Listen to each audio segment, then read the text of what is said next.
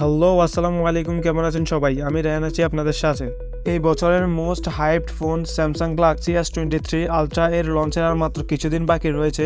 এর মধ্যে এই ফোনটির প্রাইস, লুকস, ডিজাইন সবকিছুরই লিক্স চলে এসেছে আমাদের মাঝে। এই ভিডিওতে যতগুলো লিক্স বলা হবে সবগুলাই 99% কনফার্মড এই বছর এই ফোনটিতে থাকবে। So enjoy the full video. প্রতিবারের মতো এবারও এই সিরিজের মধ্যে তিনটি ফোন থাকবে, S23 প্লাস এবং S23 আলট্রা।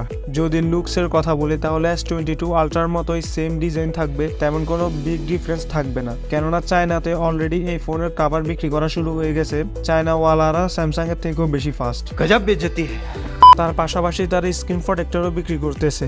বাইরে ভাই, যদি স্ক্রিন প্রোটেক্টরের দিকে একটু ভালো করে তাকান তাহলে দেখতে পারবেন আল্ট্রাসনিক ফিঙ্গারপ্রিন্টটা কিন্তু সেম আগের পজিশনে রয়েছে। সেম আগের পজিশনে থাকুক, আমার কোনো সমস্যা নেই, কিন্তু আমি আশা করবো এবার তাদের আল্ট্রাসনিক ফিঙ্গারপ্রিন্টের সাইজটাকে একটু বড় করে দেবে, যার ফলে আরো সিমলেসলি কাজ করতে পারবে এই সেন্সরটি। স্যামসাং যদি এইবার ডিজাইন একবারে চেঞ্জ না করে সেম এজ S22 রেখে দেয় তাহলে অনেক বড় ক্রিটিসিজমের মুখে পড়তে হবে স্যামসাংকে। আইফোন লুকস দিয়ে যতই ভালো হোক না কেন, কিন্তু বছরের পর বছর সেম ডিজাইন দেওয়ার কারণে আইফোনেরও অনেক ক্রিটিসিজমের সামনে আসতে হইতেছে, কারণ মানুষ বোর হয়ে যায় সেম ডিজাইনে। ডিসপ্লে এর ক্ষেত্রে স্যামসাং সবসময় মার্কেটের টপ নচ ডিসপ্লে দেয়, কেননা তাদের ডিসপ্লে তারা নিজেরাই তৈরি করে এবং স্যামসাং এর ডিসপ্লে এর মধ্যে আইফোনের তুলনায় বেশি ভাইব্রেন্ট কালার পাওয়া যায়। কিন্তু স্যামসাং এর ডিসপ্লে আইফোনের ক্ষেত্রে একটু পিছিয়ে, তা হলো ফিক ব্রাইটনেস এর ক্ষেত্রে, কেননা আইফোন 14 এর মধ্যে রয়েছে 2000 নিটস ফিক ব্রাইটনেস, যার ফলে এই দিক দিয়ে অ্যাপেল অনেক এগিয়ে। কিন্তু লিক্স অনুযায়ী এবার স্যামসাং 200,000 থেকেও বেশি ফিক ব্রাইটনেস দিবে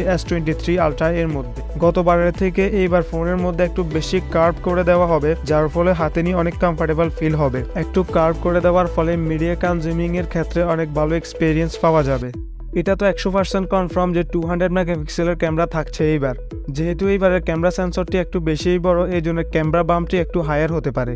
এবার এই ফোনের মধ্যে তিনটি ক্যামেরা মোড থাকছে। প্রথমটি হলো আপনারা চাইলে 12 মেগাপিক্সেল দিয়েও ফটো ক্লিক করতে পারবেন, আবার চাইলে 15 মেগাপিক্সেল দিয়েও ফটো ক্লিক করা যাবে, এবং যাদের আলট্রা হাই কোয়ালিটি ফটো দরকার তারা 200 মেগাপিক্সেল দিয়েও ফটো ক্লিক করতে পারবেন। কিন্তু সবচেয়ে বড় প্রশ্ন হলো এটাই, নতুন যে প্রসেসরটি থাকবে সেটা কত সময়ের মধ্যে 200 মেগাপিক্সেলটিকে প্রসেস করতে পারবে, কেননা আমরা মোটরোলা ফোনের মধ্যেও 200 মেগাপিক্সেলের ফটো দেখেছি যা প্রসেস করতে অনেক সময় লেগে যায়। আমি আশা করবো স্যামসাং এটাকে অনেক ইমপ্রুভ করবে এবং অনেক ফাস্ট প্রসেসিং করতে পারবে। S23 আলট্রার কিছু ফটো লিকড হয়েছে, যা S23 আলট্রা দিয়ে ক্লিক করা। সাইড বাই সাইড কম্পেয়ারের মধ্যে দেখা যাচ্ছে S23 আলট্রার কালার একটু ভাইব্রেন্ট আসতেছে এবং দেখতে অনেক ভালো লাগতেছে। আর জুম করেও ফটো তুলে টেস্ট করা হয়েছে, জুমের মধ্যে অন্যান্য 100x জুম থেকে এই ফোনটির ক্লিয়ারিটি অনেক বেশি, যার থেকে আমি 100% শিওর যে এইবারের 100x জুম যাবে অন্য লেভেলে।